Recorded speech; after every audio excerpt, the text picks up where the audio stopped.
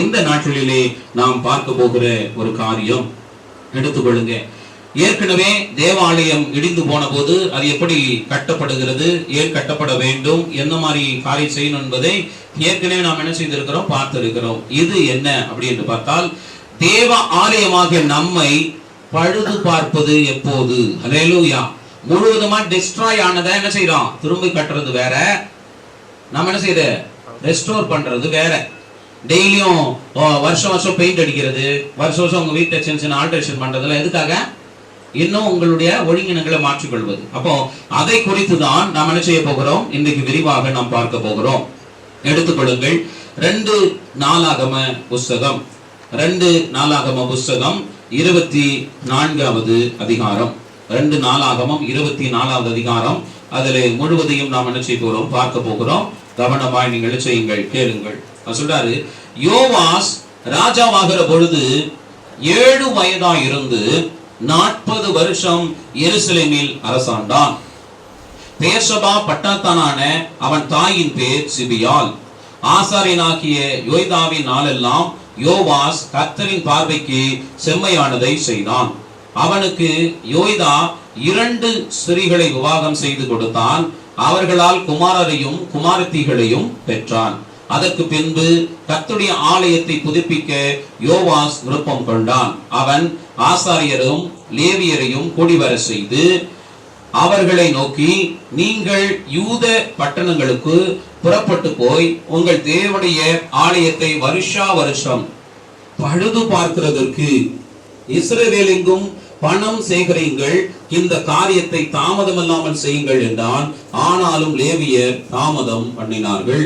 அப்பொழுது ராஜா யோய்தா என்னும் தலைவனை அழைப்பித்து சாட்சியின் வாசஸ்தலத்துக்கு கொடுக்க கர்த்தரின் தாசனாகிய மோசே கட்டளையிட்ட வரியை யூதாவின் இடத்திலும் எருசலேமின் இடத்திலும் இஸ்ரவேல் சபையார் இடத்திலும் வாங்கி வருவதற்கு லேவியரை நீர் விசாரியாமல் போனதென்ன?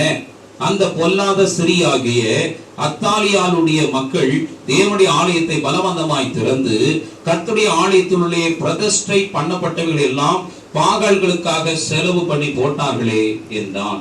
அப்பொழுது ராஜாவின் சொற்படி ஒரு பெட்டியை உண்டாக்கி அதை கர்த்தருடைய ஆலயத்து வாசலுக்கு புறம்பே வைத்து, கர்த்தரின் தாசனாகிய மோசே வனாந்தரத்தின் இஸ்ரவேலுக்கு கட்டளையிட்ட வரியை கர்த்தருக்கு கொண்டு வாருங்கள் என்று யூதாவிலும் எருசலேமிலும் பறைசாற்றுவித்தார்கள். ஹல்லேலூயா.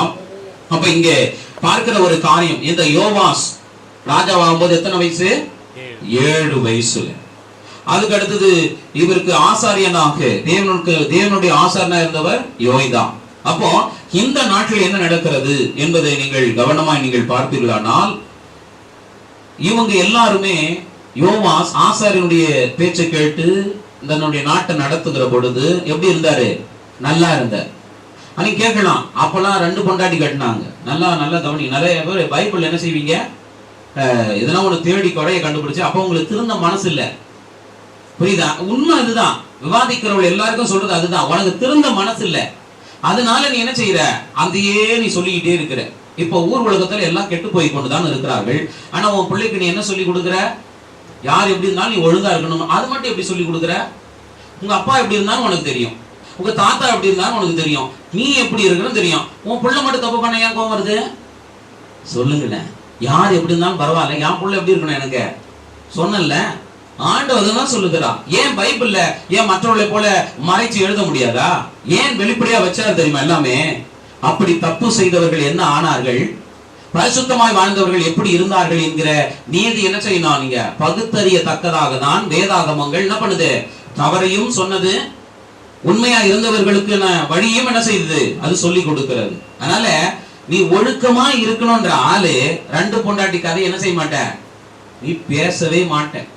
நீ பரிசுத்தமா வாழ்றன்னு நினைக்கிற நீ வேசித்தனத்தை பத்தி என்ன செய்ய மாட்ட, பேசவே மாட்ட. நீ ஏன் என்று சொன்னால், ஆண்டவர் உன்னை ஒழுங்கா இருக்க சொன்னார்ல, நீ அதை பார்த்துதான் ஓடணுமே தவிர முன்னோர்கள் பண்ணதை பார்த்து என்ன செய்யக்கூடாது. அது தப்பு தான், அது ரைட் எல்லாம் கிடையாது. ஆண்டவர் அதை ஏற்றுக்கொள்ளவும் இல்லை. நீங்களா தான் என்ன செய்தீங்க, அதை நினைவுபடுத்துறீங்க. அதனால ஆண்டவர் சொல்றாரு, இதையெல்லாம் என்ன செய்யணும், மாற்றிக்கொள்ள வேண்டும். அப்ப ஆண்டவருக்கு பிரியமாய் செய்யும் வரை உங்களுக்கு கூட என்ன இருப்பாரு, யார் இருப்பாரு? ஆமா, ஆண்டவர் இருப்பார். அப்போ அவர் முதல் காரியம் சொல்லுகிறது பாருங்க, 2 நாளாகமம் 24:4 தெளிவாய் சொல்றாரு. அதற்கு பின்பு கர்த்தருடைய ஆலயத்தை புதுப்பிக்க யோவாஸ் விருப்பம் கொண்டான். அப்போ நீங்கள் முதலாவதுங்க ஆலயத்தை விரும்புது. ஆமாங்க, வருஷம் வருஷம் சர்ச்சு கிறிஸ்துமஸ் வருது, என்ன செய்யணும்? கிறிஸ்துமஸுக்கு சர்ச்சை பெயிண்ட் அடிச்சு எல்லாத்தையும் சரி பண்ணி கட்டணும், தப்பே இல்லை. ஆமா, அதெல்லாம் தப்பு கிடையாது. ஏன்னா பழசாயிட்டா நம்ம என்ன செய்யணும்? வீட்டுக்கு பெயிண்ட் அடிக்கிற மாதிரி சர்ச்சுக்கு என்ன செய்யறோம்? பண்றோம், தப்பே கிடையாதுதான். ஆனா ஆண்டவர் இந்த ஆலயத்துக்குரியது முக்கியம் சொல்றாரா, தேவ ஆலயமாகிய ஒன்ன முக்கியம் சொல்றாரா?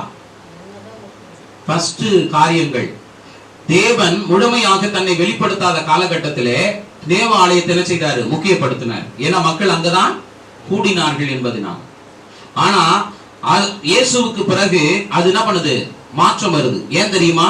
எங்கும் தொழுது கொள்ளுகிற காலம். அப்படின்னா ஒரு 2-3 பேர் ஒருமனப்பட்டா கூட நாங்க வருவேன்னு அவர் சொல்றாரு. அர்த்தம் என்னன்னா, ஆலயம் என்பது எதை சொல்றாரு?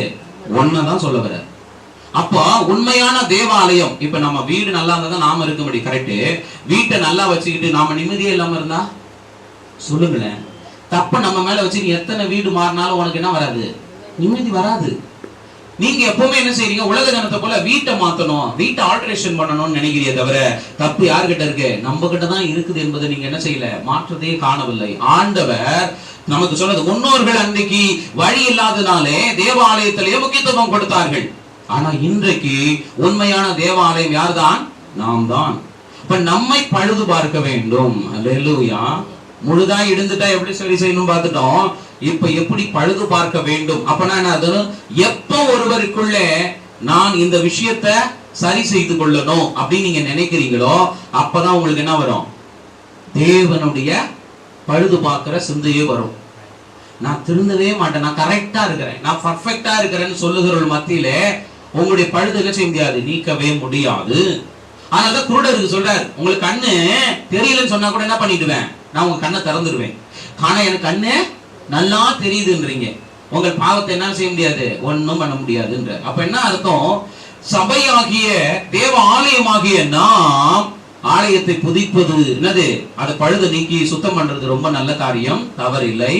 ஆனால் உண்மையான தேவ ஆலயமாகிய நம்மில் இருக்கிற குறைகளை களைவதற்கு நாம் என்ன செய்கிறோம்? முதல் காரியம், நீ திருந்தணும்னா முதல்ல என்ன செய்யணும்? நீங்க என்ன பண்ணணும்? விருப்பப்படணும். என்னன்னு? நான் திருந்த வேண்டும், நான் என்னை சரி செய்ய வேண்டும் என்பதை உன் மனசுல முதல்ல என்ன செய்யணும்? எண்ணம் வர வேண்டும். இது உலகத்துக்கு நீ சொல்லாட்டாலும் பரவாயில்ல, நீ யாருக்குமே சொல்லாட்டாலும் பரவாயில்ல, ஆனா உன் மனசு அளவுல ஆண்டவரே நான் திருந்த விரும்புறேன், எனக்குள்ள இருக்கிற பழுதை மாற்றும் சொல்லி நீங்க உங்க மனசுல நினைச்சாலே போதும். யாரு பார்த்துக்குவா? ஆண்டவர் பார்த்துக் கொள்வார். எப்ப உனக்குள்ளே திருந்த வேண்டும் என்கிற விருப்பம் வந்துடுச்சோ அன்னில ஆண்டவர் உங்களை பொறுப்பெடுப்ப ஆரம்பிப்பார். உங்களை சரி செய்கிற வழிகளை அவர் திறந்து கொடுப்பார். அல்லேலூயா. அதான் சொல்றார், முதலில் உங்களுடைய பழுதை நீக்குவதற்கு திருந்துவதற்கான விருப்பம் உனக்குள்ள என்ன செய்யணும்? வர வேண்டும். அப்ப அவரு அடுத்த காரியத்தில் சொல்லுகிறாரு, 2 நாளாகமம் 24 அதிகாரம் 5 வசனத்திலே அவர் சொல்றாரு, அவன் ஆசாரியரையும் லேவியரையும் கூடி வர செய்து அவர்களை நோக்கி, நீங்கள் யூதா பட்டணங்களுக்கு புறப்பட்டு போய் உங்கள் தேவனுடைய ஆலயத்தை வருஷா வருஷம் பழுது பார்க்கிறதற்கு இஸ்ரவேல் எங்கும் பணம் சேகரியுங்கள், இந்த காரியத்தை தாமதம் இல்லாமல் செய்யுங்கள் என்றான். ஆனால் லேவியர் தாமதம் பண்ணினார்கள். அப்ப இங்க சொல்ல வருகிற காரணம் என்ன? அப்ப புதுப்பிக்கிறது இல்லைன்னா உங்களை சுத்தம் பண்றதுக்கு உங்களுக்கு என்ன வேணும்? மூலதனம் வேணும் இல்லையா? பணம் வேணும்ல. சபையை சுத்தம் பண்ணணும், அதை ஆல்டரேஷன் பண்ணணும் அப்படின்னா அதுக்கு என்ன வேணும்? பணம் வேணும். பணம் எங்கிருந்து வரும்? பணம் எங்கிருந்து வரும்? ஆமா, அப்படியே கொட்டிடுவாங்க. அரசாங்கம் தான் கொட்டிட போதா என்ன? ஒண்ணும் கிடையாது. யார் தான்? அந்த மக்கள் தான் சேகரிக்கிறாங்க. அந்த மக்கள் என்ன செய்யறாங்க? உங்களால முடிந்ததை யாருக்கு கொடுங்கள்? தேவாலயம் கட்டப்படுவதற்கு கொடுங்கன்னும் போது அவங்க கொடுக்கறத வச்சு என்ன செய்வாங்க? தேவாலயத்தை கட்டுவாங்க. ஆமா, கட்டுறது எல்லாரும் ஆராதிக்கிறதுக்கு ஓகே, நல்லதுதான், நீங்க செய்து ஓகேவே இருக்கட்டும். இன்னொன்னு ஆண்டு சொல்றாரு, ஓகே, இப்போ பழுதடைந்திருக்கிற சபை மக்களை, தேவ பிள்ளைகளை சரி செய்யறதுக்கு அவங்களுக்கு என்ன வேணும்? இப்போ என்ன வேணும்? அந்த மூலதனம் வேணுமே. அதற்கு நீங்கள் என்ன செய்ய போகிறீர்கள்? அப்படின்னா ஒருத்தவங்க பாத்தீங்கன்னா வேலை கிடைக்கல, ஆண்டவர் எனக்கு வேலை கொடுக்கல, அதனால நான் சர்ச்சைக்கு வரலன்னு வாங்க. இன்னொருத்தர் என்ன சொல்லுவாங்க, எங்க குடும்பத்துல சமாதானம் வரல, அதனால சர்ச்சைக்கு வரலன்னுவாங்க. இன்னொருத்தர் என்ன செய்வாங்க, பாவத்துல இருக்கிற அதனால என்னால முடியல அப்படின்னு சொல்லுவாங்க. அப்புறம் சில பேர் வேணுமென்றே நான் வரமாட்டேன்னு சொல்லுவாங்க. இவங்களுக்கு எல்லாம் இப்ப என்ன செய்யணும், இவங்க கிட்ட ஒரு குறை இருக்கு இல்லையா, ஒரு பழுது இருக்குல்ல, இப்ப நீங்க இத எப்படி சரி செய்வீங்க? அல்லேலூயா. அப்போ சபையை சரி செய்வதற்கு பணம் இருக்கிறது, நீங்க ஆளை வச்சு செஞ்சுக்கிற. சபையாகிய உன்னையும் என்னையும் நம்முடைய பழுதை நீக்குவதற்கு என்ன, அவங்க எதால பழுதுபட்டார்கள், எதாலே தேவனை விட்டு பிரிந்தார்களோ அதை சரி செய்யணுமே இல்லையா? அதுக்கு என்ன வேணும்? இப்போ ஒருத்தவங்களுக்கு வேலை இல்லை, இப்ப நான் உங்களுக்கு கம்பெனியை வச்சு நடத்துறேன், எல்லாருக்கும் வேலை கொடுக்கறதுக்கு. ஆனால் சபையில் உள்ள தேவனை அறிந்த பிள்ளைகள், அந்த பிள்ளைகளுக்கு என்ன செய்யலாம்? நீங்க என்ன செய்யலாம்? உங்களால ஒருவருக்கு வேலை வாங்கி கொடுக்க முடியுமானால் நீங்க அதை செய்திருந்தாலே போதுமே, அவர்கள் பலப்பட்டு தேவாலயம் வந்திருப்பார்களே. சோத்துக்கு கஷ்டப்படுறாங்க, பாவம். ஒரு மூட்டை நீங்கள் யாராவது என்ன செய்திருக்கலாம், அந்த ஏழை குடும்பங்களுக்கு கொடுத்திருந்தால் தேவனை அவர்கள் தூசித்திருக்க மாட்டார்களே. இயேசுவே ஒரு மூட்டை அரிசி அவர்களுக்கு அனுப்பும், நீதான் போனோம். முட்டாளான கிறிஸ்தவர்களா இருக்க கூட ஒரு மூட்டை அரிசிக்கு கூட ஆண்டவர்கிட்ட ஜெபம் பண்ணுமா? நானு யோசிச்சு பாருங்க. என்ன 100 மக்களுக்கு கொடுக்க போறியா என்ன? ஒரு குடும்பத்திற்கு கொடுக்க வேண்டிய நீ என்ன செய்யற? நல்லா ஒண்ணு புரிந்து கொள்ள, உன் தான தர்மங்கள் ஊருக்கு தெரியணும் என்ற அவசியம் இல்லை. தேவனுக்கு தெரியும் நீ யார், நீ என்ன நீதி செய்கிறாய் என்பதை அதை உலகத்திற்கு வெளிப்படுத்த வேண்டிய அவசியம் உனக்கு இல்லை. அதை யாருக்கு தெரிஞ்சு செய்யணும் அவசியமும் இல்லை. ஆனால் நீங்க என்ன செய்யுங்கள், அதை நீங்க செய்திருந்தால் அந்த குடும்பத்திற்கு ஆறுதல் கிடைத்திருக்கும், தேவனை உற்சாகமாக தேடி இருப்பார்கள். இயேசு என்னோடு இருக்கிறார், ஏதோ ஒரு வழியில எனக்கு உதவி செய்திருக்கிறார் என்று சொல்லி. அல்லேலூயா. அதே போல குடும்ப கஷ்டம் இருக்கிறது, போராட்டம் இருக்கிறது, அவங்களை உட்கார்ந்து பேசி அவங்களை சரி செய்ய முடிந்தா என்ன செய்யலாம்? நீங்க சரி செய்ய வாய்ப்புகளை நீங்கள் ஏற்படுத்தி கொடுக்கலாம். ஆனா பாவத்துல மாட்டி இருக்கிறார்கள், பாவத்திலே மாட்டி கொண்டார்கள், அதனால எப்படி சரி செய்வது அவங்கள?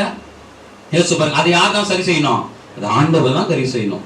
அவ நீங்கள் எல்லாரும் அவர்களுக்காக வேண்டிக் கொள்வீர்களானால் என்ன செய்வாரு? அவங்களுக்கான பாவத்திலிருந்து விடுபடுகிற வழியை தேவன் ஏற்படுத்தி கொடுப்பார். அப்போ இந்த மாதிரியான காரியங்களை நீங்கள் செய்தாலே போதும், தேவ பிள்ளைகள் என்ன ஆயிடுவாங்க? பலப்பட ஆரம்பிப்பார்கள். தேவ சபைகள் பலப்பட ஆரம்பித்து விடும். கேட்டா நீங்க எங்க ஐக்கியத்தில் இல்ல, அதனால என்ன செய்ய மாட்டோம், உங்களுக்கு உதவி இல்லை. ஆனா நீங்க ஏன்னா நீங்க வேற இயேசு, அவங்க வேற இயேசு, அதான உண்மை. நீங்கள் மறுதலிக்கிற ஒவ்வொரு விஷயமும் அதான் சொல்றாரு. சீசர் சொல்றாங்க, இயேசுவே உங்க நாமத்தை வைத்து அவன் அற்புதம் செய்கிறான். அவன் சொல்றாரு, அவன் என் நாமத்தை யூஸ் பண்றானா என்ன செய்ய மாட்டான், கெட்டது செய்ய மாட்டான், அவனை விட்டுடு. கெட்டது செய்யறவன் தான் நமக்கு எப்படின்னா இருக்கிறான், எதிரா இருக்கிறான் அப்படின்ற. ஆனா நீங்க ஆண்டவரை தேடுகிறார்கள், சத்தியத்தை தான் சொல்றாங்க, உண்மையா தான் வாழ்றாங்கன்னா அவங்களுக்கு ஆபத்துல என்ன செய்ய மாட்டீங்க. கேட்டா நீங்க ஐக்கியத்துல இல்ல, நீ இது இல்ல அது இல்லைன்றீங்களே. நீங்கள் தேடுகிற தெய்வம் வேறு, அவர்கள் தேடுகிற தெய்வம் வேறு என்று நீங்களே அதை ஒத்துக்கொள்கிறீர்கள். அல்லேலூயா. அதனாலதான் அக்கிரமம் செய்கிறவங்க என்ன செய்யறான், தைரியமாக அதை செய்கிறான். அல்லேலூயா. நீங்கள் வேற சபைக்கு போறவங்க, நீங்க வேற விசுவாசிகள், நாங்கள் இயேசுவை தேடுகிற ஒரே ஜனமாய் இருக்கிற என்கிற உணர்வு உனக்கு வந்திருந்தால் துன்மார்க்கர்கள் எழும்புவதை நீங்கள் வேடிக்கை பார்த்து கொண்டு நின்று கொண்டு இருக்க மாட்டீர்கள். வேதம் தான் சொல்லுகிறது. இதெல்லாம் என்னது? தேவ பயம் இல்லாமல் உங்களுக்குள்ள இருக்கிற பழுதை அது என்ன பண்ணுது, வெளிப்படுத்துகிறது. காரணம், ஆத்துமாக்களை காப்பாற்றி அவர்களை சரி செய்ய வேண்டிய நீங்கள் தேவாலயத்துக்காகவே என்ன செய்யறீங்க, போராடி கொண்டிருக்கிற ஒரு அவல நிலை தான் என்று இருக்கிறது. அல்லேலூயா. ஆண்டவர் தான் சொல்றாரு, பாருங்க, எல்லாவற்றுக்கும் மூலதனம் இருக்கிறது. ஒருத்தருடைய ஆத்துமாவை காப்பாற்றுவதற்கு உணவு தான் வேணும்னா உணவு கொடுத்துதான் ஆக வேண்டும். அல்லேலூயா. அவர்களுக்கான அறிவு இல்லைனால் அறிவை நாம் என்ன செய்யணும், கொடுத்துதான் ஆக வேண்டும். திருந்துவதற்கான ஆலோசனை வேணும்னால் ஆலோசனை கொடுத்துதான் ஆக வேண்டும். இது எல்லாவற்றையும் நீங்கள் செய்தால்தான் அவர்களுக்கான வழி திறந்து அவருடைய பழுதுகள் நீக்கப்படும். வேணுமென்றே இருக்கிறார்கள் அப்படின்னா அதுவும் யார் தான் கிரியை செய்யணும், அதுவும் ஆண்டவர் தான் கிரியை செய்யணும். அல்லேலூயா. இதையெல்லாம் நீங்க என்ன செய்யணும், புரிந்து கொள்ள வேண்டும். ஏனென்றா 4 பேர் உதவி செய்யணும், உனக்கு காசு கொடுக்க மனசு வராது. ஆனா மீதிக்கெல்லாம் மட்டும் என்ன செய்வீங்க, கொட்டி கொட்டி கொடுப்பீங்க. ஏன் ஒரு குடும்பத்துக்கு உதவி செஞ்சா அவங்க திருந்தி நல்லா இருப்பாங்கன்னா ஏன் கொடுக்க கூடாதா? அது என்ன தப்பான விஷயமா என்ன? அழிஞ்சு போவதற்கு கொடுப்ப நீங்கள் நல்ல காரியத்தை என்ன செய்யல, கொடுக்க வரலையே. அல்லேலூயா. தேவாலயத்தை கட்டுகிறதுக்கு மட்டும் கொடுக்கிற நீங்கள் உண்மையான தேவாலயமாகிய ஜனங்கள் சீரழிந்து பழுதுபட்டு சோர்ந்து போய் கிடக்கிறார்களே. காரணம் தெரியுமா? அற்பமான சின்ன உதவி கிடைக்கலன்றதுனால, சின்ன சின்ன காரியங்களை மனசாபத்தினாலதான். அதை நீ செய்திருந்தால் என்ன ஆயிருக்கும், அந்த ஆலயம் இடிந்து கிடக்காது, பழுது போட்டு போய் கிடக்காது. அது தேவனுக்கா என்ன இருக்கும், எழும்பி இருக்குமே. அந்த மூலதனத்தை என்ன செய்ய முடியாது, நீங்க கொடுப்பதற்கு முன் வருவதில்லை. யாரோ செய்யட்டுமே, நமக்கு என்ன அப்படின்னு என்ன செய்றீங்க, ஓடுகிற ஒரு காரியம். ஆண்டவர் தான் சொல்றார் பாருங்க. அது மாத்திரம் அல்லாமல் 2 நாளாகும் 24:7 இப்படியா சொல்லப்படுகிறது. என்ன சொல்லுகிறார் பாருங்கள். அந்த பொல்லாத சிறியாகிய அத்தாலியாளுடைய மக்கள் தேவனுடைய ஆலயத்தை பலவந்தமாய் திறந்து கர்த்தருடைய ஆலயத்திலே பிரதிஷ்டை பண்ணப்பட்டவெல்லாம் பாகால்களுக்காக செலவு பண்ணி போட்டார்களே என்றார். அப்போ தேவனுக்காக, தேவ ஆலயத்திற்காக சேர்த்து வைக்கப்படுகிற பொருளை வீணாக்கி விட்டால் எவ்வளவு கஷ்டம். அதே போல உன் வீட்டிலே கஷ்டப்பட்டு குருவி சேர்க்கிற மாதிரி, எல்லாரும் ஒரு பழமொழி சொல்லுவாங்க இல்லையா, குருவி சேர்க்கிற மாதிரி சேர்த்து வச்சேன், பாவி என் பணத்தை என்ன பண்ணிட்ட, ஏமாத்திட்டேன்னு சொல்லி நீங்க சொல்லுவீங்கல்ல. எதுக்காக? நான் ஒரு நல்ல காரியத்துக்காக அதை வைத்திருந்தேன், அதை வீணாய் செலவு பண்ணிட்டியே அப்படின்னு எவ்வளவு மன வருத்தமா சொல்றீங்க இல்லையா, சொல்றீங்களா இல்லையா? அது போலதான் ஒரு குடும்பத்திற்கு உதவி செய்வதற்காக அதை செய்தேன், தேவனை கனப்படுத்துவதற்காக தசமமாக எடுத்து வைத்தேன், எத்தனை பிள்ளைகளுக்கான நன்மைகளை செய்வதற்கு, சபையை பலப்படுத்துவதற்கு, சபை மக்கள் இன்னைக்கு சோர்ந்து போகிற அவர்களுக்கு உதவி செய்வதற்காக, சில நல்ல காரியத்துக்காக என்ன செய்தேன், எல்லாவற்றையும் நான் தயார்படுத்தி வைத்தேன். ஆனால் தேவனுக்கு பயப்படாத பொல்லாதவர்களாய் நீங்கள் நடந்து கொண்டு அந்த உழைப்பை, அப்படின்னா என்ன அர்த்தம் தெரியுமா, நீ வளர்ந்து சபையில் உள்ளவர்களுக்கு என்ன செய்வ, உதவி செய்வ. நீ வளர்ந்து புறஜாதி மக்களுக்கு போய் சத்தியத்தை சொல்லுவ என்று உனக்கு சத்தியத்தை ஊற்றி உன் பழுதை நீக்கி உன்னை சரியாய் வளர்க்கிற பொழுது நீங்கள் அந்த வல்லமைகளை, அந்த சக்திகளை உலகத்திற்கும் அழிந்து போவதற்கும் நீங்கள் கொடுக்கிற பொழுது எவ்வளவு வலி இருக்கும்.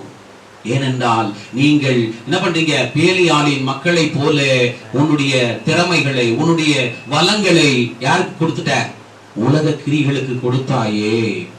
அது மாத்திரம் சரியா இருந்திருந்தால் நீ விழுந்து போன மக்களுக்கு என்ன செய்திருக்க முடியும், தூக்கி எடுக்க முடியும். சரியான வழிநடத்தல் கொடுத்திருந்தால் சபையாகிய தேவ பிள்ளைகள் என்ன இருப்பாங்க, இன்னும் வளர்ச்சி அடைந்து இன்னும் தெம்போடு ஓடி இருப்பார்கள். ஆனா உங்களுடைய எல்லாவற்றையும் சேர்த்து வைத்து உங்களை பழுது நீக்கி சரி பண்ண எல்லாத்தையும் என்ன பண்ணிட்டீங்க, யாருக்கு தான் வித்து போட்டீங்க, உலக கிரிகளுக்கும் பொல்லாத மனிதர்களுக்கும் உங்கள் திறமைகளை பயன்படுத்தினீர்களே தவிர தேவ ஆலயமாகிய சபை மக்கள் வளர்ச்சிக்காக என்ன செய்யல, நீங்க அதை பலப்படுத்தவே இல்லை. அதெல்லாம் சொல்றாரு, அவர்கள் என்ன செய்தார்கள், அதை அழித்து போட்டார்கள். நீங்கள் பண்ணுகிற ஒவ்வொரு தாமதமும், நீங்கள் ஆண்டவர் கொடுக்க ஆசீர்வாதத்தை உலகத்திலே போய் செலவிடுவதும் என்ன ஆகும், தேவ ஆலயமாக நம்மை சோர்வடைய வைக்கும். தேவாலய வளர்ச்சியினுடைய கிரிகள் என்ன பண்ணது, சோர்வடைய வைக்கும் என்பதை நீங்கள் உணர வேண்டும். பழுது பார்ப்பதற்கு என்ன வேண்டும், அதை பாதுகாக்கக்கூடியவர்களும் வேண்டும். அதற்கான மூலதனத்தை என்ன செய்யணும், சரியாய் நடத்துகிறவர்களும் வேண்டும். அதை ஊதாரித்தனமாக அழித்து போடுகிறவர்களாலே ஒரு தேவாலயத்தை என்ன செய்ய முடியும், நீங்க ஒழுங்குபடுத்த முடியாது. எப்படின்னு கேக்குறியா, ஆண்டவர் மேல ரொம்ப முக்கியம் வச்சிருக்கிறாரு. நீ திருந்தியாவது நீ நல்லா 4 பேருக்கு உதவி செய்வன்னு, நீயே மோசமாயிட்டீன்னா என்ன ஆவாங்க, உன்னை பார்த்து இன்னும் தானே விழுந்து போவாங்க. அப்போ அந்த சேர்த்து வச்சதெல்லாம் போச்சா. நீ என்ன நினைச்சிட்டு இருக்கிற, இந்த செல்வம் மட்டும் இல்ல, அதேதான் ஒரு நீதிமானை உருவாக்குவது என்பது எவ்வளவு கஷ்டம் தெரியுமா. ஒரு அக்கிரமக்காரனை ஒரே நிமிஷத்துல உருவாக்கிடலாம், ஆனா ஒரு நீதி உள்ள பிள்ளையை உருவாக்குவது எத்தனை ஆண்டு காலம் ஆகணும்னு தெரியுமா உனக்கு. முதல்ல ஒவ்வொரு விசுவாசிகளும் பரிசுத்தமாய் வாழ வைப்பதற்கு, திருந்துவதற்கு எவ்வளவு காலம் எடுக்கிறது தெரியுமா. ஆனா ஒரு அக்கிரமக்காரராக மாறுவதற்கு 1 நிமிடம் போதும் கெட்ட பேர் எடுத்துக்கொள்வதற்கு. அல்லேலூயா. அப்படி உங்களை உருவாக்குகிற போது ஒரே நொடி பொழுதில நீங்கள் சேர்த்து வைத்த பரிசுத்தத்தை, நீங்கள் சேர்த்து வைத்த தேவனுடைய திறமைகளை உலகத்திற்கு விட்டு கொடுத்து ஒரே நொடியில உடைச்சிட்ட போது எத்தனை பேர் இடறி போவார்கள், எத்தனை தேவாலயங்கள் பழுதாய் மீண்டும் போகும் என்பதை நீங்க என்ன செய்யணும், இந்த நாட்களிலே உணர வேண்டும். அதுதான் அவர் சொல்றாரு. அதனாலதான் வீணாக்க கூடாது ஆண்டவர் கொடுத்த கிரியைகளை. 2 நாளாகமம் 12வது வசனம் இப்படியாக சொல்லுகிறது பாருங்க. அதை ராஜாவும் யோய்தாவும் கர்த்தருடைய ஆலயத்தின் வேலையை விசாரிக்கிற ஊழியக்காரன் கையிலே கொடுத்தார்கள். அதனால் அவர்கள் கர்த்தருடைய ஆலயத்தை புதுப்பிக்கும்படி கல்தச்சரையும் தச்சரையும் கர்த்தருடைய ஆலயத்தை பழுது பார்க்கும்படி கொற்றரையும் கண்ணாரையும் கூலிக்கு அமர்த்தி கொண்டார்கள். இந்த கட்டட வேலை செய்யறவங்களுக்கு தெரியும், இந்த பேரெல்லாம் ஆல்ரெடி நீங்க கேள்விப்பட்டதுதான். ஒரு வீட்டையோ இல்ல ஒரு சபையோ எதை ரெடி பண்ணாலும் எப்படி ரெடி பண்ணுவீங்க, அதானது பழசா இருக்கிறத அப்படியே ஆல்ட்ரேஷன் பண்ணி என்ன செய்யணும், புதுசா மாத்துறது எப்படி என்பது உங்களுக்கு நன்றாகவே தெரிந்திருக்கும் அந்த வேலையில் இருக்கிறவர்களுக்கு. அப்போ இதை எல்லாம் பார்த்து கொள்ளுங்க. ஒரு சபையை சரி செய்வதற்கு யாரெல்லாம் தேவைப்படுறாங்க, ஆமா அந்த சபைக்குரிய அந்த கட்டடத்தை சீரமைக்கக்கூடிய எல்லாரும் தேவை இல்லையா. அப்போ ஒரு உண்மையான தேவ சமூகமாகிய தேவ சபையாகிய ஒவ்வொரு பிள்ளைகளையும் பழுதை நீக்குவதற்கு யார் தேவைப்படுகிறா? யார் தேவைப்படுறா? அதற்குரியவர்கள் வேணும்ல. எல்லாமே யார் தான் செய்யணும்? யார் தான் செய்யணும்? சொல்லுங்களேன். நீங்க சொல்ற காரியம் தானே ஊழியக்காரர் தான் செய்யணும். அப்புறம் வேற என்ன சொல்வீங்க? ஒரு சகோதரர் அப்படிதான் சொன்னாரு. ஊழியக்காரங்கன்னா நான் அடிக்கடி போகணும், வீடு விசாரிக்கணும், எல்லாம் பண்ணணும், உங்க வேலையை நீங்க செய்யணும். ஆனா நீங்க என்ன செய்வீங்க? ஏன்னா உங்களுக்கு எல்லாம் ஊழியம் இல்ல, நீங்களாம் ஆண்டவர் உங்களை உணர்த்தவே இல்லை. அல்லேலூயா. அததான் ஆண்டவர் தெளிவுபடுத்துறாரு. சபையாகிய நாம் ஒரு கட்டடத்தை எழுப்புவதற்கு இவ்வளவு காரியங்கள் செய்ய வேண்டி இருக்கிறதனால் உண்மையான தேவாலயமாக நம்மை சீர்படுத்துவதற்கு, நம்முடைய பழுதை நீக்குவதற்கானவர்கள் ஏற்படுத்தப்பட வேண்டும். அல்லேலூயா. அப்போ நீங்க என்ன செய்யணும்? எங்க மிஸ்டேக் இருக்கு, என்ன மாதிரியான தவறுல அவங்க மாட்டிக்கொண்டு இருக்கிறார்கள் என்பதை யார் எக்ஸ்பர்ட்டோ அவங்க தான் என்ன செய்யணும்? அதே அணுகணும். இப்ப பாருங்களேன், நான் குடியில இருந்து திருந்திட்டேன்னு வைங்க, சரியா? இன்னொரு விசுவாசி குடிக்கிறாரு. யார் போய் அவங்களுக்கு சத்தியம் சொல்றது? நான் குடிக்கவே தெரியாது, ஆனா நான் என்ன செய்யணும்? போதகரம் நடிச்சான்னு சொல்றேன். அதிலே இருந்து மீண்டவர்கள் என்ன செய்திருக்கணும்? சபையில் இருக்கிறவர்களே, பிரதர் நான் உன்னை விட மோசமா குடித்து கொண்டு இருந்தவன், இன்னைக்கு ஆண்டவர் என்ன செய்திருக்கிறாரு? என்னை திருத்தி இருக்கிறார். ஒரு என்னோட இருந்த பழைய நண்பர் சொல்லும் போது ரொம்ப ஆச்சரியப்பட்டேன். அது சொன்னாரு, தேவ சபைக்கு போகும்போது அசிங்கமா இருக்கும்ல, நம்மளை பாக்குறவங்க ஒரு மாதிரி நினைப்பாங்கல்ல, அதனால குடியை நான் விட்டுட்டேன்னு சொல்லும் போது எவ்வளவு பெரிய ஒரு காரியம் பார்த்துக்கோ. எதுக்காக விட்டாரா? அசிங்கமா இருக்கும்ல, என்ன நினைப்பாங்க, சர்ச்சைக்கு போற நீங்க இருக்கிறேன் நினைப்பாங்கன்னு சொல்லி என்ன செய்துட்டாரா? அவர் விட்டுட்டாருனால் தேவனுடைய சமூகத்தை அவர் எவ்வளவு மதிக்கிறார் என்பதை உனக்கு தெரிஞ்சிருக்கும். அல்லேலூயா. அப்போ அந்த அனுபவத்தில் இருக்கிறவர்கள் அவர்களுக்கு புத்தி சொன்னாதானே அந்த மாற்றங்கள் வரும். ஆனா சொல்ல மாட்டோம். அல்லேலூயா. என்னென்ன பாவங்களிலே, வேசித்தனங்களிலே விழுந்திருக்கிறோம், ஒவ்வொருத்தரும் என்னென்ன தவறுகளில் விழுந்தோம், எப்படி உங்கள் பழுதிலிருந்து வெளியே வந்தீர்கள் என்பது எல்லாருக்குமே தெரியுமே. உன் சபையில் எத்தனை பேர் கஷ்டப்படுகிறார்கள்? ஏன் அவர்களுக்கு உன்னால சொல்ல முடியும்? அவர்களுக்கான ஏன் ஜெபிக்க கூடாது? அவர்களுக்கான வழிகளை ஏன் செய்யக்கூடாது? அந்த காரியத்துல யார் எக்ஸ்பர்ட்டா இருக்கிறீங்களோ அவங்க போய் செய்யலாமே. யார் என்ன செய்வதில்லை? அதை செய்வதே இல்லை. நீங்களே தான் செய்யணும், நீங்களே தான் பண்ணணும். அப்படி சபை என்பது எல்லாரும் ஒன்று சேர்ந்து செயல்படுகிற, நாமெல்லாம் என்னன்னு சொல்றாரு? அவயங்களா இருக்கிறோம். இந்த கட்டிடங்கள் எல்லாம் அப்படி செய்து விட முடியாது. ஆனா இந்த ஆலயமாகிய நாம் ஒவ்வொரு அவயமாக இருந்து கொண்டு இருக்கிறோம். நிச்சயம் ஆண்டு நமக்கு தலையாக இருக்கிறான். நீங்க நினைத்த என்ன செய்ய முடியுது? எல்லாவற்றுக்கும் மாற்றங்களை கொண்டு வர முடியுமே. ஆனா நீங்க என்ன செய்ய மாட்டீங்க? எனக்கு இதுக்கும் சம்மதமே இல்லை, ஊரானாய் போல யார் எப்படி போனா எனக்கு என்னன்னு சொல்லி வாழ்கிற வாழ்க்கைக்காக தேவன் உங்களை அழைத்தாரோ? இல்லை. பழுதுபட்ட உன்னை அவர் என்ன செய்தாரு? பழுதை நீக்கி புதுப்பித்தாரே. அது போல உன்னை கொண்டு 4 பேர் என்ன செய்யணும்? சீர்படுத்ததான். அதுக்கும் ஆண்டவர் தான் வரணும், அதுக்கும் போதகரையே தான் வரணும். ஏன்னா நீ என்ன செய்ய மாட்ட? ஒரு நாள் பாரத்தோடு அந்த காரியத்துக்கு என்ன செய்ய மாட்ட? அணுக முடியாது இல்லையா? ஆண்டவர் தான் சொல்றாரு, அந்தந்த வேலைக்கு உரிய கிரிகளை செய்ய வேண்டும். ஓகே, இது இருக்குது. இன்னொன்னு, சபையில வேலை செய்யற எல்லாருக்கும் என்ன செய்யணும்? கூலி கொடுக்கணும்ல, கண்டிப்பா கூலி கொடுக்கணும். கரெக்ட். அப்போ கட்டடத்தை கட்டுகிறவர்களுக்கு கூலி கொடுக்க வேண்டிய அறிவு இருக்கிற நமக்கு உண்மையான தேவாலயமாக ஒவ்வொரு ஆத்துமாவுக்கும் சுவிசேஷம் சொல்லி, இந்த மாதிரி சத்தியத்தை சொல்லி ஜப கூட்டத்தை நடத்தி அவங்களை சீர் பண்ணுகிற அவங்களுக்கு என்ன கொடுக்கணும்? அவங்களுக்கு காணிக்க கொடுக்க கூடாது இல்ல. அது மட்டும் என்ன செய்யணும்? என்ன செய்யணும்? அது அர்ப்பணிக்க வேண்டாமா? ஆண்டவருக்கு அர்ப்பணிச்சனாலதான் அவங்க செஞ்சிட்டு இருக்கிறாங்க, நீ கொடுக்கறத வச்சு இல்ல. ஆனால் அவங்களுக்கான பலனை இன்னும் மேம்படுவதற்கு நம்மால என்ன முடியுதோ அதை என்ன செய்யணும்? செய்யணும்ல. ஒரு நாளாக அவங்களை தாங்கி பிடித்திருப்பீர்களா? இல்லையா? ஏன்னா போதகர் மட்டும்தான் காணிக்க வாங்கணும், மீதி யாருக்கு என்ன செய்யக்கூடாது? கொடுக்கவே கூடாது. உனக்கு கீழே இருக்கிற மனிதர்கள் யாருக்காக? ஆண்டவருக்காக மட்டும் இல்ல, உன் மீது இருக்கிற மரியாதை நிமித்தமும் தான் சபையில் என்ன செய்கிறார்கள்? வேலை செய்கிறார்கள். நீ இதுபோது சுவிசேஷ அறிவிக்க போகிறார்கள், சபையினுடைய எல்லா வேலைகளுக்கும் பங்கெடுக்கிறார்கள். அப்படி இருக்கும்போது அவங்களுக்கான உதவிகள் என்ன செய்யணும்? நீ செய்தாதான் கொஞ்சமாவது அவங்களுக்கு தெம்பு கிடைக்கும், சோர்ந்து போகாமல் இருக்கும். அவங்க வீட்டுல கேட்பான், ஊழியம் போன, ஜபம் பண்ண, வீட்டை யார் பார்க்கறது கேட்டா, ஏன் அவர்களுக்கு ஒரு மூட்டை அரிசி வாங்கி கொடுத்தா குறைஞ்சா போயிடுவேன்? அந்த கஷ்டப்படுகிற சுவிசேஷர்களுக்கு நீ என்ன பண்ண, உன்னால முடிஞ்சது கொடுத்தா நான் குறைஞ்சா போயிடுவேன்? நாம் சிலதை செய்ய வேண்டியது என்ன செய்யணும்? செய்ய வேண்டும். அப்பதான் வேலை ஆட்களுக்கு என்ன இருக்கும்? இன்னும் தெம்போடு ஓடுவார்கள். தேவன் அவர்களை ஆசீர்வதிப்பது உண்மை. ஆனால் நாம் வேலை ஆட்களுக்கு என்ன செய்யணும்? என்ன செய்யணும்? ஒன்னால் முடிந்ததை செய்யணும். அல்லேலூயா. சபைக்கு வருகிறார்கள், யாருக்காக வராங்க? ஆண்டவருக்காக மட்டும் இல்ல, யாரையும் நம்பி வராங்க, போதகர் நம்மளை விசாரிப்பாருன்னு வந்து வராங்க இல்லையா? அதே போல வீட்டுக்கு ஜெபம் பண்ண வராங்க, யாருக்காக வராங்க? ஆண்டவருக்காக மட்டும் இல்ல, நீ நல்லா இருக்கணும்னு சொல்லி வராங்க. அவங்களுக்கு ஒரு டீ காபி கொடுக்க கூட நீ யோசிக்கிறன்னா அப்படி எப்படி நீ இது பண்ண முடியும்? அதே அழிந்து போகிற உன் சொந்த பந்தன் கெட்டு போன சிரிச்ச அதே சகோதரனும் உன் சொந்தக்காரன் வீட்டுக்கு வந்தா என்ன பண்ற? ஆடு எடுக்கலாமா மாடு எடுக்கலாமா ஓடுற? அல்லேலூயா. உனக்காக என்ன செய்யற? பரிந்து பேசுகிற தேவ பிள்ளைகள் வீட்டுக்கு வந்தா மட்டும் ஒரு டீ காபி கொடுக்க வழி இல்ல பாஸ்டர், ஆனால் ஜெபம் நடத்த, ஏன்னா அவங்க ஊருக்காக வந்திருக்கிறாங்க இல்லையா? உன் குடும்பத்துக்காக தான் பரிந்து பேச வந்தார்கள். நம்மால் முடிந்ததை தாங்கும் பொழுதுதான் தேவனுக்காக ஓடுகிற பிள்ளைகளுக்கு என்ன வரும்? பலம் வரும். வெறும் போதகர் மட்டும் எல்லாத்தையும் செஞ்சிட முடியாது. ஒவ்வொருக்கான உதவிகளை நாம் என்ன செய்யணும்? நம்மால் முடிந்த இயன்றதை நீங்க தர வேண்டும். அப்பதான் அவங்களும் என்ன செய்ய முடியும்?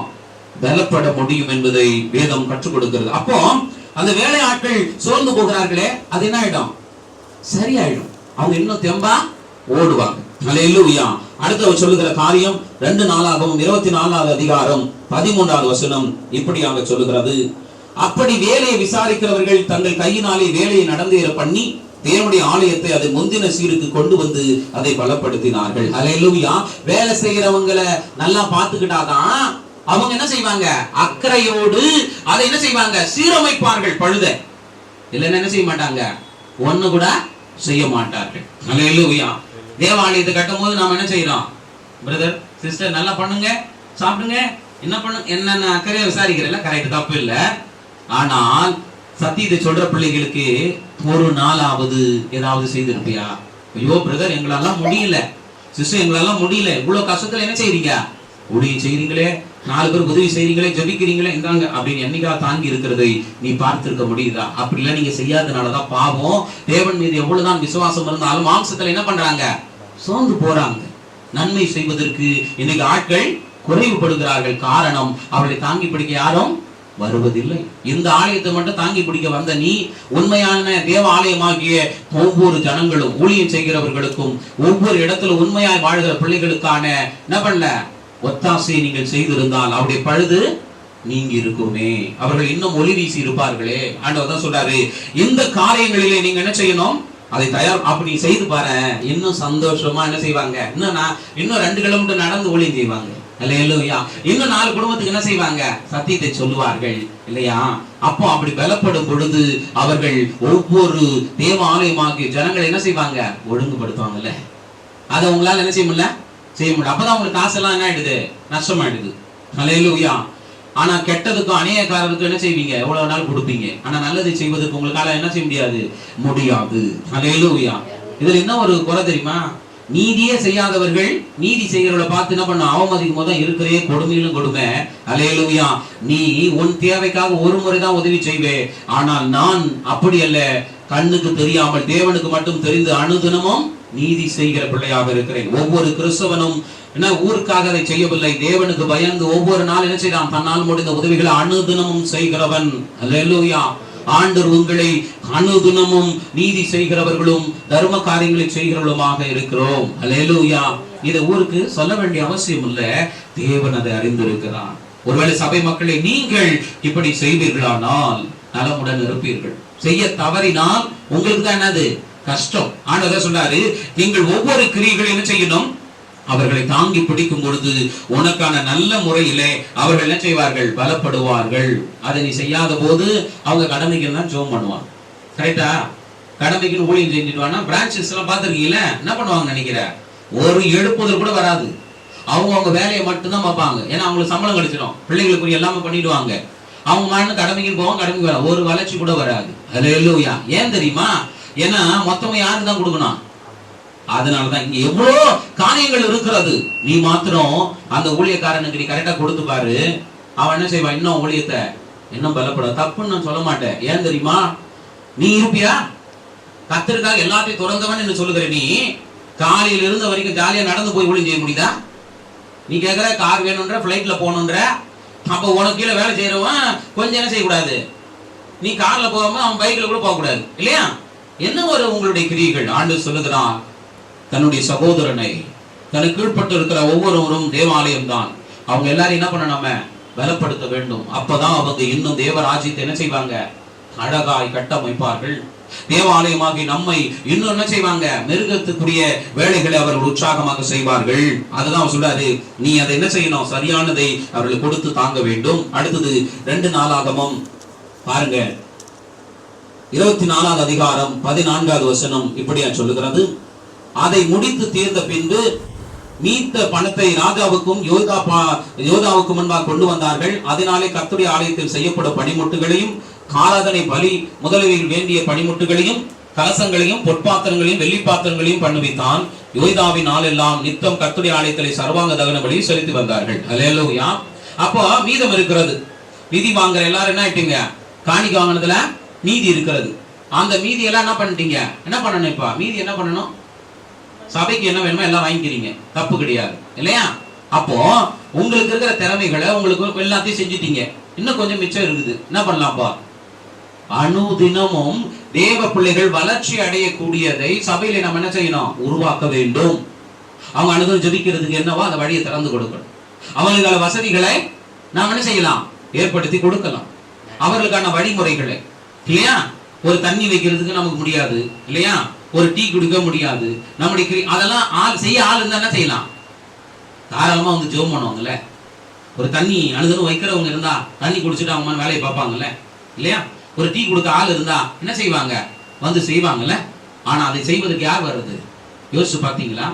உங்களுக்கு உலகத்துல எல்லாத்தையும் செஞ்சுட்டீங்க தான். நான் ஊர்ல ஊழியம் செஞ்சேன், வேலை செலுத்தல செஞ்சேன், போராடுறது கரெக்ட், தப்பே கிடையாது. ஒவ்வொரு ஆலயத்துக்கு இதெல்லாம் செஞ்சுட்ட கரெக்ட் தான். ஆனால் நீ வருகிற சபையில் இருக்கிற தேவ ஆலயங்கள் என்ன பண்ணுது, சோர்ந்து போகுது.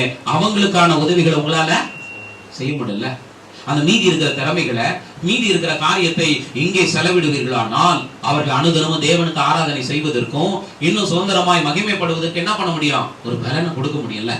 அதை நம்ம என்ன செய்யறதில்ல. அதை நமக்கே என்ன செய்யறது, நமக்குள்ளவே வைத்துக் கொள்வது. அல்லேலூயா. அதான் சொல்றார், இது எல்லா கிரியைகளையும் என்ன செய்யணும், மாற்றி அமைக்கப்பட வேண்டும்.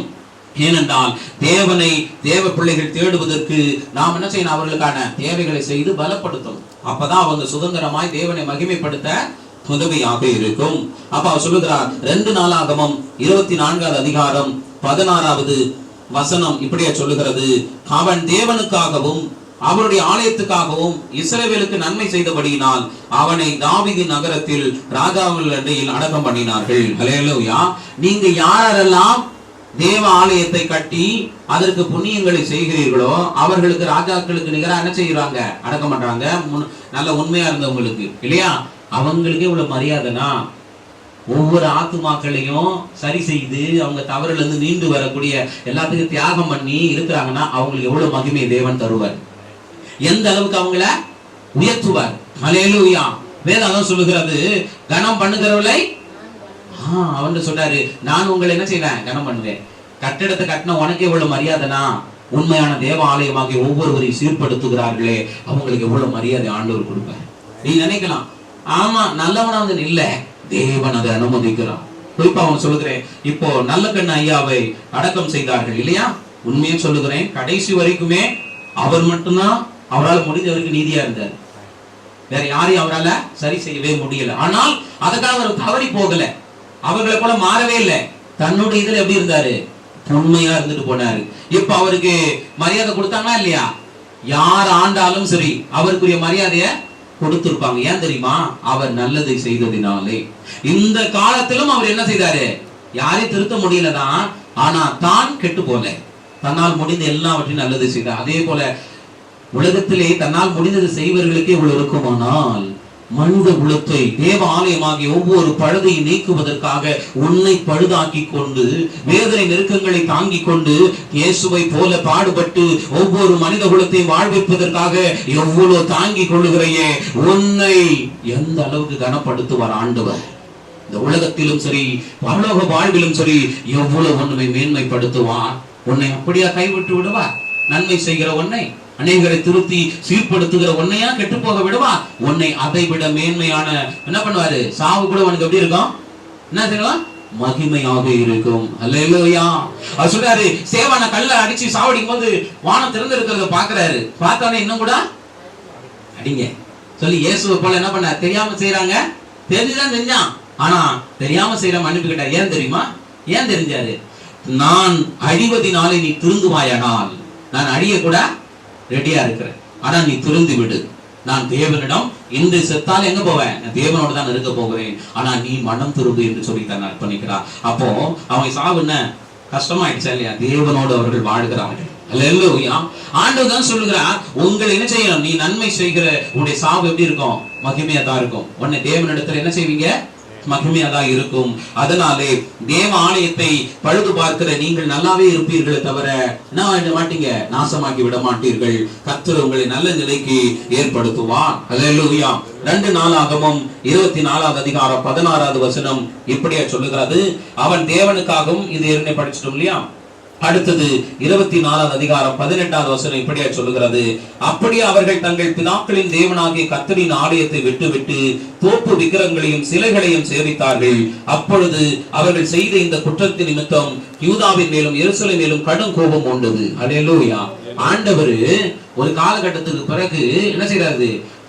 மனித கைகளால் கட்டப்பட்ட அந்த ஆலயமே வேண்டாம் என்று சொல்லுகிறார். அப்படி இருக்கும்போது என்னை உருவமாக வார்ப்பித்து செய்கிற என்ன பண்ற உயிரற்ற கிரிகளை நாடும் பொழுது எந்த அளவுக்கு தேவன் கோபப்படுவார். அவர் சொல்றாரு, இந்த ஆலயத்தை கெடுத்தால் அப்படின்னு அன்னைக்கு பாருங்க, இந்த ஆலயத்தை என்ன பண்ணீங்க? கல்ல குகையாக்கினீர்கள் என்பது வெறும் இந்த தேவாலயத்தை மாத்திரம் சொல்லவில்லை, ஒவ்வொரு ஜனத்தையும் அவர் குறிப்பிடுகிறார். இதுக்கே இவ்வளவு மரியாதை கொடுக்கணும்னா தேவனோடு வாழ போகிற நம்முடைய ஆத்மா எவ்வளவு சுத்தப்பட வேண்டும், எந்த அளவுக்கு அது என்ன பண்ணணும்? சீர்பொருந்த வேண்டும். அதை கெடுக்கிறவளாய் இருக்கிறீர்களே, ஏமாற்றுகிறவளாய் இருக்கிற என்பது அவருடைய கோபமாய் இருந்தது. அல்லேலூயா.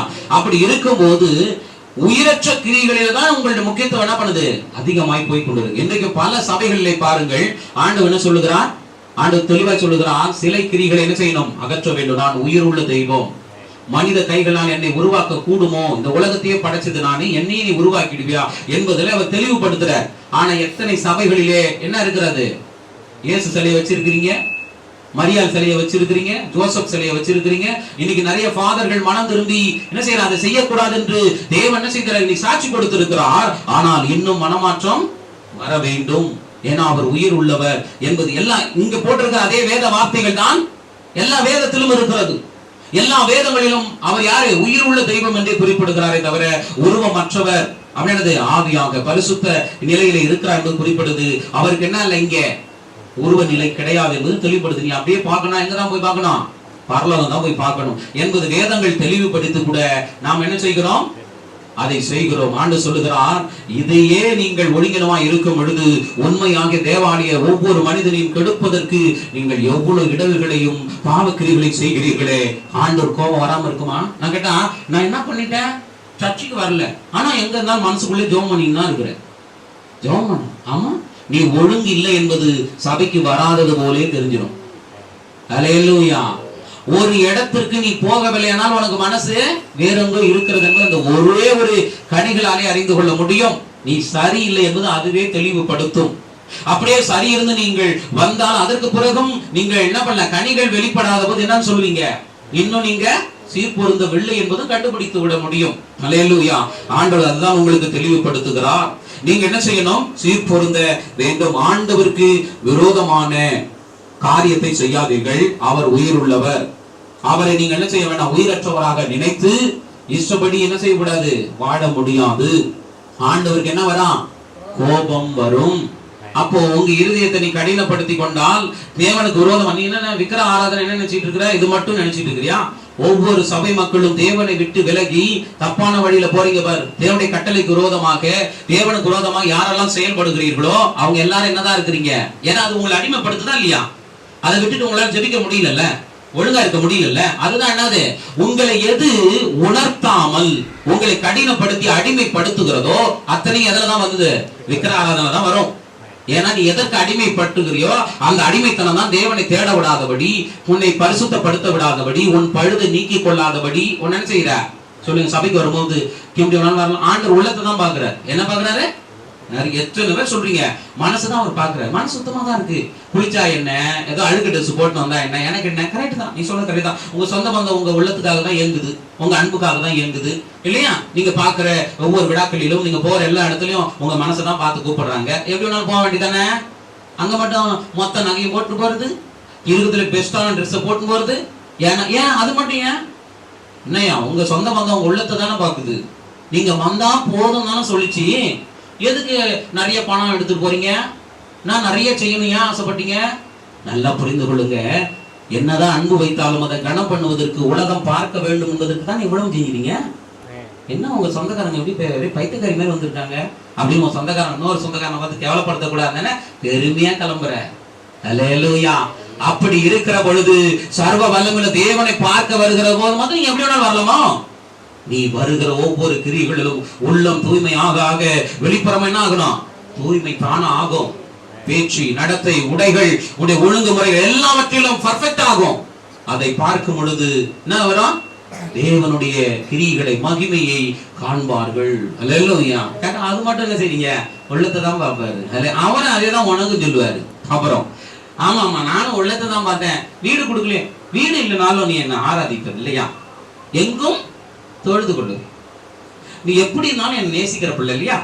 எது இல்லைனாலும் போய கஷ்டத்து இல்லைன்னா கூட நீ என்ன செய்வ? என்ன ஏன்னா என் அன்பு உனக்கு தெரியுமே அப்படின்னு அவர் சொன்ன மட்டும் ரொம்ப கோபமாயிர.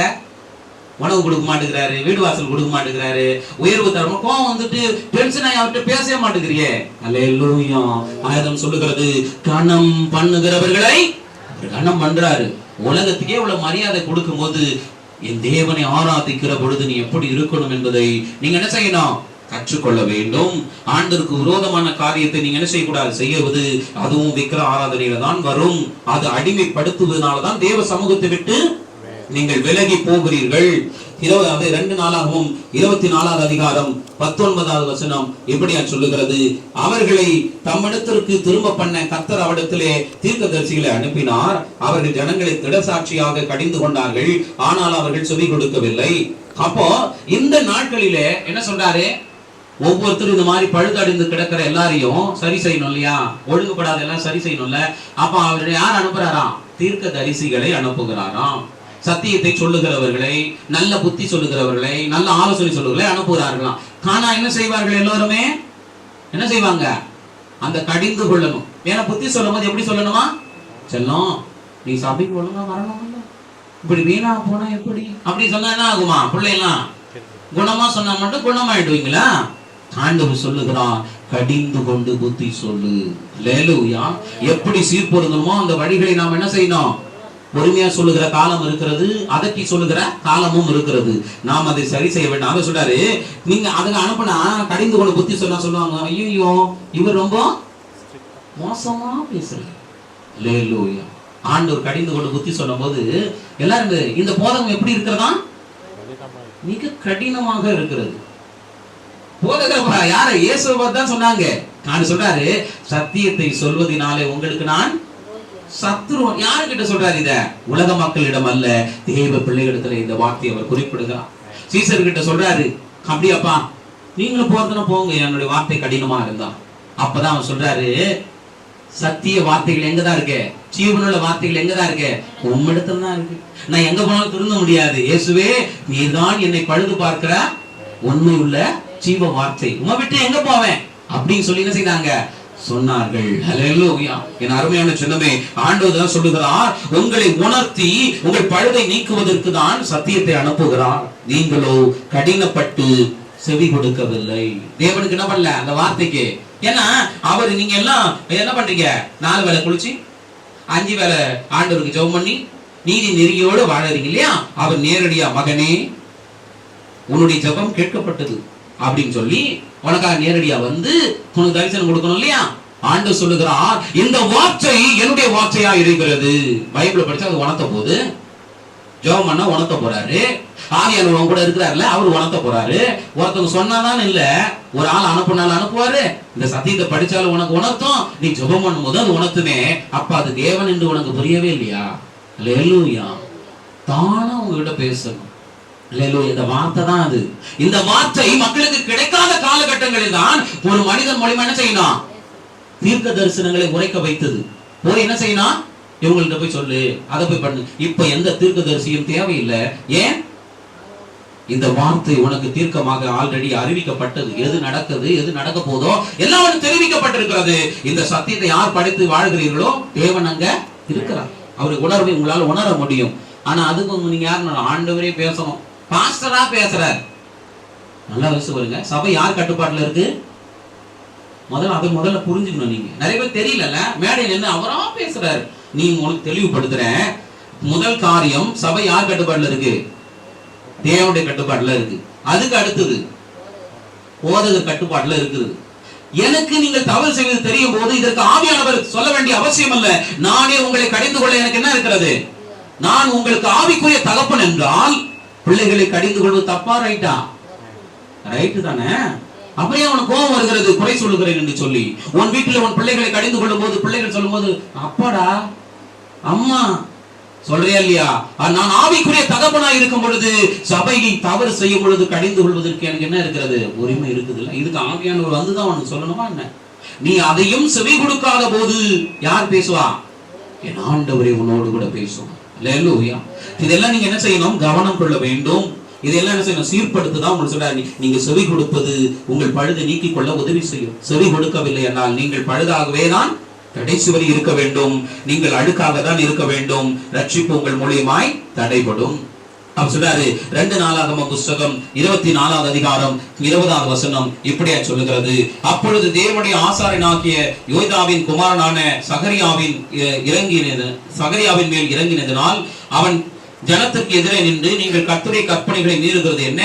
இதனால் நீங்கள் சித்தி பெற மாட்டீர்கள் என்று தேவன் சொல்லுகிறார். நீங்கள் கர்த்தரை விட்டதினால் அவர் உங்களை கைவிடுவார் என்றான். அப்ப அவன் சொல்றாரு, யோய்தாவின் மகன் ஆசாரியன், யோய்தா ஆசாரியனுடைய மகன் ஆசாரியன் யாரு? சகரியா வருகிறார். சகரியாவுக்குள்ள யார் வராரு?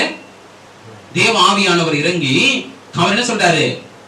சுயத்துல என்னுடைய உபதேசம் சொன்னா நீ கேட்க வேண்டாம், சத்தியத்தை தானே உனக்கு போதிக்கிறேன். அப்புறம் என்ன ஆவியானவர் இல்லாம எப்படி வருது அந்த வார்த்தை?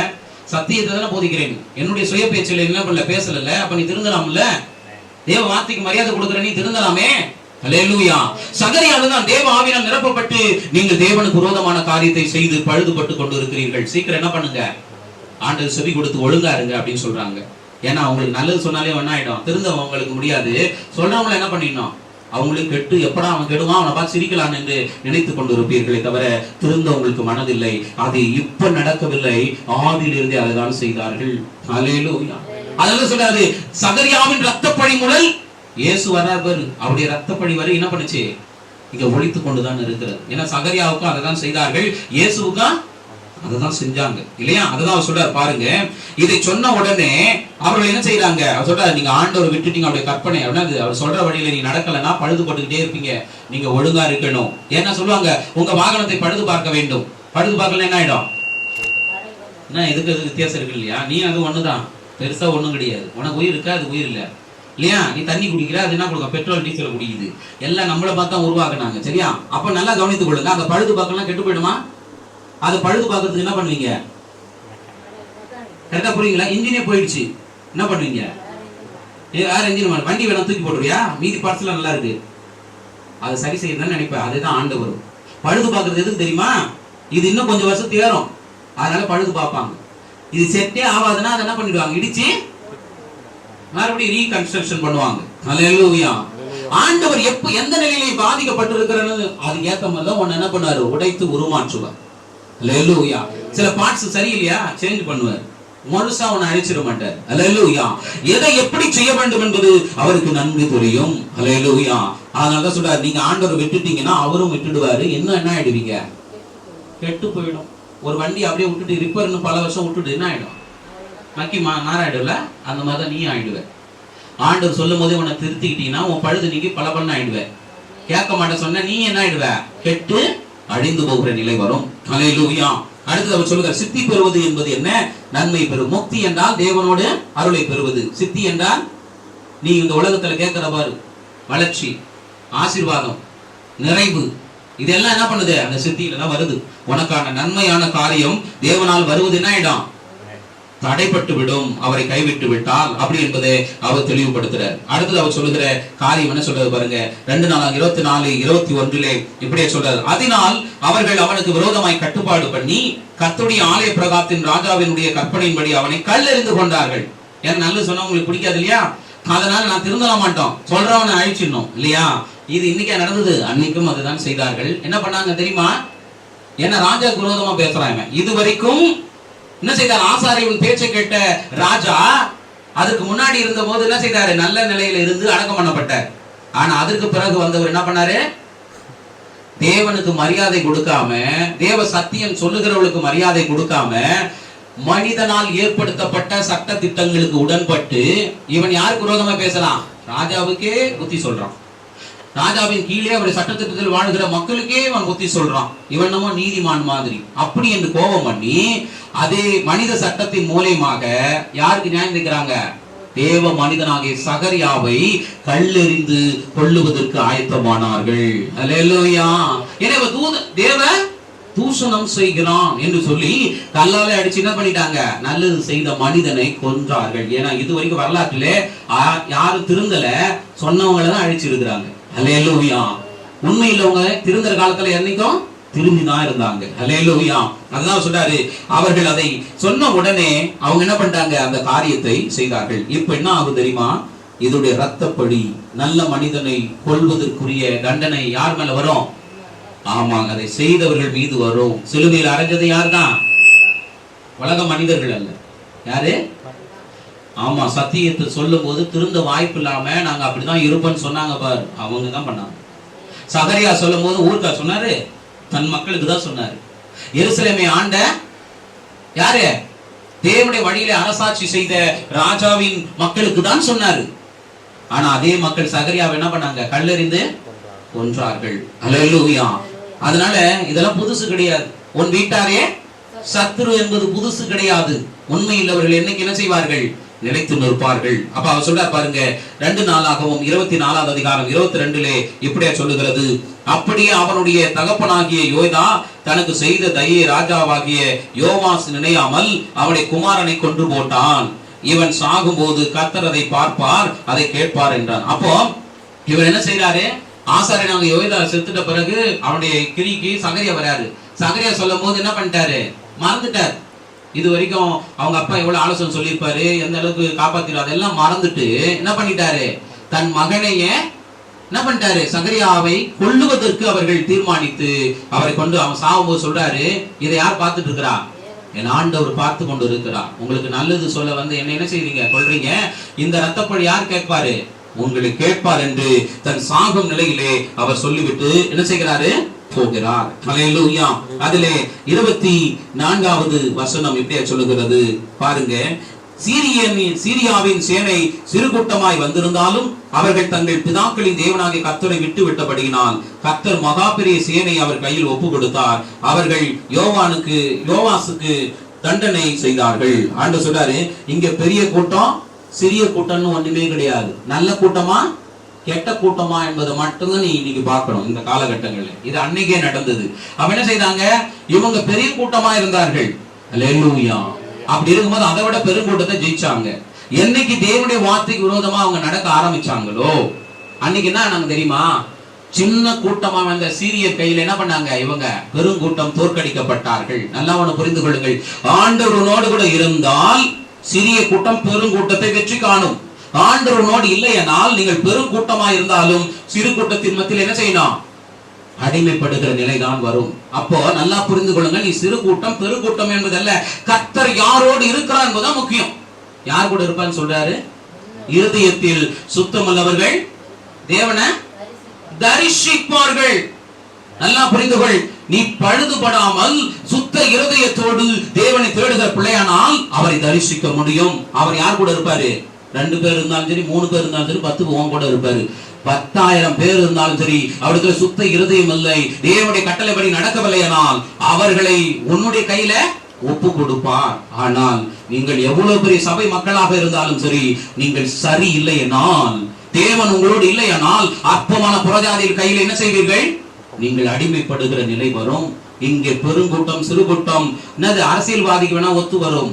ஏன்னா ஓட்டு போடுறவன் நல்லவன் கெட்டவனா பார்க்கல, கெட்டவன் அதிக பேர் ஓட்டு போட்டா அவன் தான் ஜெயிக்க போறான். அதனால அது மாதிரி இது கிடையாது. இது தேவனுடைய நியாய தீர்ப்பு, இது தேவனுடைய நாள், தேவனுடைய ராஜ்யத்தின் கிரிகள். இங்க ஆண்டவர் மெஜாரிட்டியை பார்க்க மாட்டாரு, சுத்த இருதயத்தை தான் பார்ப்பாரு. நீ ஒழுங்கா இருக்கிறியான்னு தான் பார்ப்பாரு. அவங்களோடு தான் ஆண்டவர் இருப்பாரு. எவ்வளவு பெரும் திரள் வந்தாலும் சரி, பொல்லாதவர்களோடு தேவன் இருப்பதே இல்லை. யார் தேவனுக்கு பயந்து தன்னை சுத்திகரித்துக் கொண்டு தன் பழுதை நீக்கி கொண்டு தேவனுக்காக என்ன செய்யணும், ஒளி வீச வேண்டும் என்று விரும்புகிறார்களோ அவங்களோடு யார் இருப்பா? ஆண்டவர் இருப்பார். அவங்களுக்கு முன்பாக எத்தனை ஜனங்கள் இருந்தாலும் சரி, கர்த்தர் அவர்களை தோற்கடித்து உண்மையுள்ளவர்களோடு தான் தேவன் இருக்கிறார் என்பதை வெளிப்படுத்துவார். ஆனால் நீங்கள் மறுபடியும் பழுது அடைவீர்களானால் என்ன ஆவீங்க? ஒன்றுமில்லாத அற்ப மக்கள் மத்தியிலே நீங்கள் என்ன ஆவீங்க? வெட்கப்பட்டு போவீர்கள். அதனால தேவன் இருக்கிறது தான் அது ரொம்ப முக்கியம் என்பதை நீங்கள் உணர வேண்டும். கடைசியாக 2 நாளாகம புஸ்தகம் 24வது அதிகாரம் 25வது வசனம் இப்படியாய் சொல்லுகிறது. அவர்கள் அவனை மகா வேதனைக்குள்ளானவனாக விட்டு போனார்கள். அவர்கள் புறப்பட்டு போன பின்பு அவருடைய ஊழியக்காரர் ஆசாரியனாகிய யோய்தாவுடைய குமாரன் இரத்தப்பழி நிமித்தம் அவனுக்கு விரோதமாய் கட்டுப்பாடு பண்ணி அவன் படுக்கையில் அவனை கொன்று போட்டார்கள். செத்து போன அவனை தாவீதின் நகரத்தில் அடக்கம் பண்ணினார்கள். ஆனாலும் ராஜாக்களின் கல்லறைகளில் அவனை வைக்கவில்லை. என்னைக்கு நீங்க தேவ சித்தத்தை மறந்து போய் தேவனுக்கு விரோதமாக நடக்க ஆரம்பிச்சீங்களோ உங்க மரணம் கூட என்ன இருக்கும்? எங்க இருக்கும்? கேவலமா தான் இருக்கும். நீங்கள் மரணம் போற என்னது நல்லவர்கள் இடத்துல என்ன செய்ய முடியாது, நீங்க அடக்கம் கூட பண்ண முடியாது. தேவனுடைய சன்னிதானத்துல உங்களால போகவே முடியாது. நீ எவ்வளவு செல்வி வேணா இருக்கலாம், எவ்வளவு நாள் நீ பல இருக்கலாம், ஆனா நீ நரகத்துலதான் என்ன செய்வ? பாதாளத்துக்கு தான் போவியே தவிர நல்லவருடைய என்ன பண்ண. நீ சொல்லுவ நம்ம கல்லறைகளை எவ்வளவு தப்பு பண்ணாலும் சரி நமக்கு பவர் இருக்குது அப்படின்னு எங்க வச்சிருவான்? எங்க வச்சிருவான்? வெறுநாவல வச்சிடலாமா? நல்லா ஒண்ணு புரிந்து கொள்ளுங்கள். தேவன் சொல்லுவது அந்த அடக்கத்தை அல்ல, பரிசுத்தமுள்ளவருடைய என்னது இளைப்பாறுதலே நீங்கள் பங்கடைய மாட்டீர்கள். பரிசுத்தவான்கள் தேவனோடு தரிசிக்கிற இளைப்பாறுதல் இடத்திலே யாரும் போக முடியாது. நீங்கள் நரக வாழ்விலே போவீர்கள். இங்க வேணா நீ அதிகாரத்தை வைத்துக் கொண்டு நான் நல்லவனை போல வேஷமிட்டு நல்ல இடத்துல அடக்கம் பண்ணி விடலாம். ஆனா நீங்கள் செய்த பாவங்களுக்கு தேவனுடைய சன்னிதானத்தில் இளைப்பாற முடியவே முடியாது. நல்லவர்கள் சென்று தேவனுடைய வீட்டிலே உங்களால தங்கி இருக்கவே முடியாது என்பதை வேதம் எச்சரிக்கிறது. அதனால இன்னைக்கு கல்லறையில இது பண்றத போவாத. கல்லறை நல்லா அழகா வச்சுக்கணும், நல்ல இடத்துல மரியாதையா போய் சாவணும்னு நினைக்காத. காசு இருந்தா போதும், நம்மள எங்க சேர்த்துருவாங்களாம்? எங்க சேர்த்துருவாங்களாம் சொல்லி நல்ல கண்ண ஐயாவ ஸ்டூடெண்ட்டுக்கு கொடுத்துட்டாரு உடம்ப. இப்ப அவர் எங்க போவாரு சொல்லுங்க? எங்க போவாரு? உங்களுக்கு பதில் இல்லைல்ல. நல்லா புரிந்துக்கோ. இந்த உடம்பு சட்டை மாதிரி, இந்த சட்டை கிழிஞ்சு போச்சு என்ன பண்ண? இன்னொரு சட்டை போட்டுக்கோல. இந்த மண்ணுல இருந்து எடுக்கப்பட்ட அந்த சரீர மண்ணுக்கு தான் நானும் போறேன், நீயும் போற. அதுக்காக இவ்வளவு உழைக்கிறோம் கிடையாது. இந்த மண், இந்த ஒட்டி போன இந்த உடம்பு எந்த அளவுக்கு கரைப்படாமல் நம்ம வைத்துக் கொள்ளுகிறோமோ அதை வைத்துதான் நம்ம ஆத்துமா எங்க போகுது? தேவனோடு போக போகிறது. அதுக்கு தான் நம்ம உடம்பு என்ன செய்யணும்பா? சுத்தமா வைத்துக் கொள்வதற்கு போராடுகிறோம். நம்முடைய சிந்தைகளை, நம்முடைய எண்ணங்களை ஒழுங்குபடுத்த போராடி கொண்டிருக்கிறோமே தவிர சுகபோக வாழ்வுக்காக கிடையாது. அல்லேலூயா. ஆண்டவர் தான் சொல்லுகிறார், பழங்கடைகிற உன்னை என்ன செய்யணும்? சீர்படுத்த அவர் விரும்புகிறார். தேவாலயத்தெல்லாம் நீங்க பண்ண வரைக்கும் போதும். அது பண்றதுக்கே எவ்வளவு கட்டுப்பாடுகள், அது வேற, அது போதும். ஆனால் இன்றைக்கு ஆண்டவர் உங்களிடத்துல விரும்புவது தேவாலயமாகிய என் ஜனம் பழுதடைந்து கிடக்கிறது. அது கொஞ்சோண்டு நீ மட்டும் கொஞ்சம் முன் வந்தீங்கன்னா அவங்களை என்ன செய்ய முடியும்? சரி செய்யலாம், அவங்களை தூக்கி எடுக்கலாம். அதற்கு நீ முன் வர வேண்டும். அதற்கான வேலைகளை நீ செய்ய வேண்டும். அதற்கான மூலதனத்தை என்ன செய்யணும்? நீ தயார் செய்ய வேண்டும் என்பதை ஆண்டவருடைய வாஞ்சையாக இருக்கிறது. நீ சாதாரண கட்டிடமாகிய ஆலயத்தை செய்யும் பொழுதே இவ்வளவு புண்ணியம் வருமானால், உண்மையான தேவாலயம் ஒவ்வொரு மக்களுடைய ஆத்தும ரட்சிப்பை காக்கும் பொழுது எந்த அளவுக்கு உங்களை உயர்த்துவார் என்பதை, கனப்படுத்தப்படுவீர்கள் என்பதை ஆண்டவர் உங்களுக்கு என்ன செய்கிறார்? உணர்த்துகிறார். அல்லேலூயா. சபை என்பது நாம் வீட்டில் யூஸ் பண்ற லேண்ட்லைனை போல. லேண்ட்லைன் தெரியும்ல? என்ன பண்ணீங்க? அதை வெளியில எடுத்துன்னு போக முடியாது. எங்கதான் வச்சிருக்கணும்? என்னன்னு பாக்குறேன். இது நானா தான் திடீர்னு யோசிச்சேன். அப்பதான் என்ன திடீர்னு வந்து, அதனால உங்களுக்கு சொல்றேன். அவனது லேண்ட்லைன் மாதிரி சபை என்பது என்ன? நிறைய பேர் சபைக்கு தான் வரணுமா அப்படி கேட்டல. அதுதான் நான் இது வார்த்தையை எடுத்து ஜோபம் யோசிச்சுட்டு இருக்கும்போது சொன்னாரு, ஞாபகம் வந்து அதான் சொன்னேன். சபை என்பது லேண்ட்லைன் மாதிரி. அங்க என்ன செய்யலாம்? நிலையாக அது இருந்து பேசப்படும் இல்லையா? சபைக்கு வந்தா பேசுவாரு, கரெக்ட். அதுக்காக தான் இவ்வளவு நாள் வெயிட் பண்ணாரா? நல்லா புரிந்து கொள்ளுங்க. உண்மையான தேவாலயம் என்பது நீ நானும் தானே. அப்ப நீ நானும் யார குறிப்பிடா தெரியுமா? நீ கையில வச்சிருக்கிற செல்போன் மாதிரி. அது எங்க போனாலும் மூவபிளா இருக்கும், கரெக்டா? நீ எங்க போறீங்க அங்கெல்லாம் யார் வருவா? இந்த செல் இருக்கும்.